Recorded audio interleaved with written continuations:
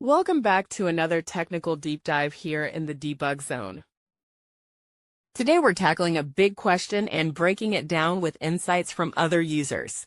Hopefully this clears up some misconceptions and helps you get the answer you need. So buckle up, stay a little curious, and let's jump right in.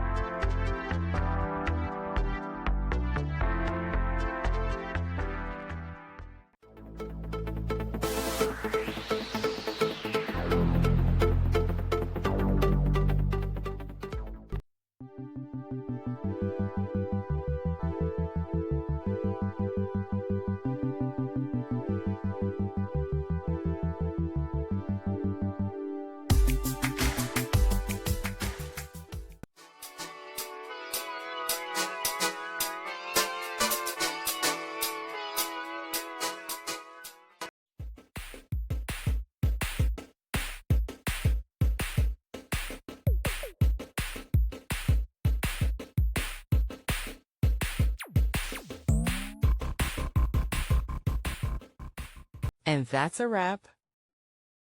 I hope you found the answer you were looking for. If you did, take a second to hit that subscribe button. It really helps out. And let me know in the comments which solution worked best for you. See you next time in the debug zone.